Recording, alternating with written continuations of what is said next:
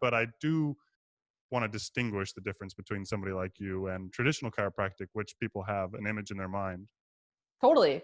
And I think this is like a lot of where my patient base has come from too, is the traditional chiropractic. So there's like this whole movement of like evidence-based chiropractic, which I really feel like are the folks that are starting to tie the chiro, the physical therapy, and the massage, like if it were all to, or personal training, like if it were all just to come together. I feel like that could be a whole profession in itself one day. So it's kind of this evidence-based, which is going to be a lot of pulling from, you know, physical therapists have done a pretty good job of researching the things that they say. So now we've kind of started to pull into that a little bit. So not, you know, traditional chiropractic, cool, has its place in things too. It's just when people are, and I would say for any profession, PT, chiro, like if you're not getting better at some point, like what are we doing here? So I get a lot of people that I do more mobilizations, or they come to me and they're like, don't crack, like I can't handle my neck being cracked. I was like, that's fine. I have like 17 other things that we can do that's going to accomplish a lot of the same.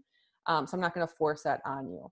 Now, that being said, after the pandemic and everyone is just like a structural, like everyone's just, they're stressed out. They have a terrible work from home situation, like setting.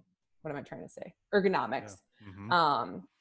I have found that I have been doing just like a bit more adjusting than I have in the past, because it's like everything hurts on people. So I'm going to adjust, I'm going to adjust, mobilize, get stuff moving again, and then hone back in on that hip issue that they're having or whatever it is.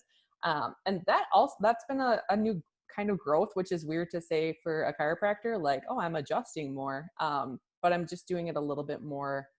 I wouldn't say like full spine unless they're having an issue for real, through all three segments.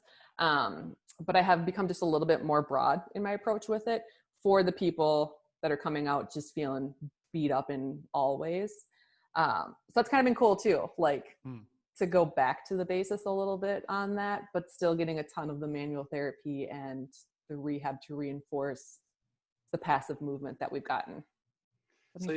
So no, that makes perfect sense. Like, so let's just say a patient comes in to you and you're on your door, it says chiropractor. Mm-hmm. Generally, do they know you? I mean, from your Instagram?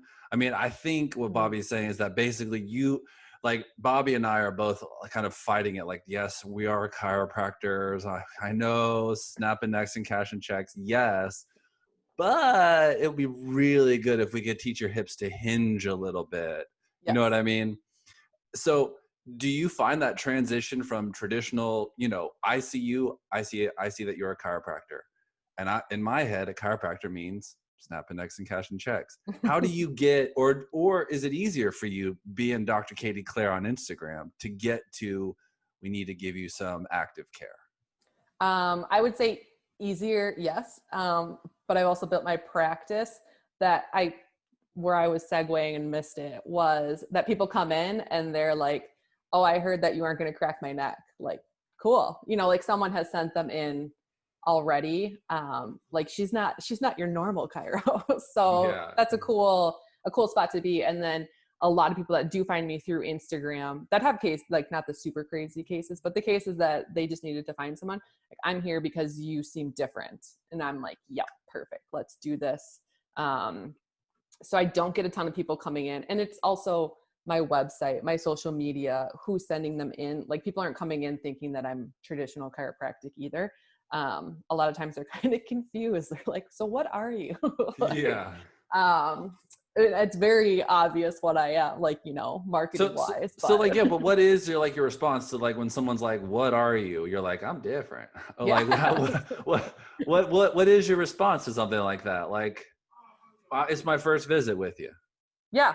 So I always differentiate myself as a sports chiropractor. I think that I have my certified chiropractic sports physician certificate.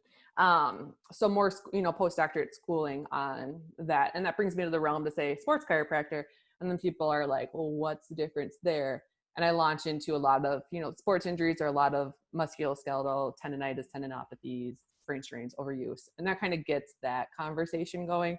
So they know they're here for muscle as well. And I think a lot of people just do chiro spine, maybe nerve if they're real woke with it. But like that soft tissue doesn't quite get in that circle of things. So the sports chiropractor helps me open the door and have that conversation with people. That's awesome. I'm so like, and so then they buy in pretty quickly because for a lot of us, let's just ask this, for the rest of us who are not as popular as Dr. K, Claire on Instagram, like how would you, I don't know, you like, and you even got into it, like the way that you market on your website and your Instagram, you've kind of built this thing that works towards your kind of skill set and a good one and an appropriate one for the things that people need. Like as a chiropractor, perhaps a new doc that's out there, like what advice would you give them to start going that direction? They're like, man, I know I want to do some exercises. I do some manual therapy, but that conversation is kind of tough in the beginning. Like what advice would you give doctors who want to kind of move that direction? I think in the beginning, I always say like my social media has taken over me needing to like get out and do hands-on marketing events. So I would never be, a lot of chiropractors are familiar with like spinal screenings. Like that would have never been something that I would do or feel good about. But I would go in and do like mini treatment sessions at like a gym or something that I've connected with. So that's probably going to be like a myofascial release. Like, you know, it's not massage because we're beating them up like a little bit more aggressively than that. But that gets people thinking like, oh, Dr. Katie does hands-on stuff. This is a taste of that. And then kind of rolling that way. So that's where my social media has taken over, and that I don't necessarily need to do that because I've already put that out into the public. But that's kind of what makes me different. But I would say those events were still like what brought in a lot of my patients in the beginning, and my really good patient, like referral sources are still the best have come from those hands-on things. But otherwise just working on the knowledge. And I'm not one that thinks that you have to have like the alphabet behind your name, but having some sort of certification, whether that would be the CCSP in the chiropractic world or your CSCS, like your strength and conditioning something, at least then other providers, if you're going to start talking to people, can put that together. They're like familiar with that. They know a little bit of that base that you're coming from. And then just making a bunch of connections in the community. Like I love social media, but it really still is a lot of the handshaking that you do with people and who you're meeting for, well, pre-pandemic for coffee or, you know, just talking one-on-one with people. So forming that, but then also figuring out what your ideal patient is, and not that you don't have to get super focused on it, but then at least people reading your website are like, oh, like she's probably not going to be someone that wants to see me once a week for the rest of my life, that's fine if that's what you're looking for, but you're not getting that vibe from my website, and you definitely don't get it from when we talk the first time either. So kind of that's how I would approach it.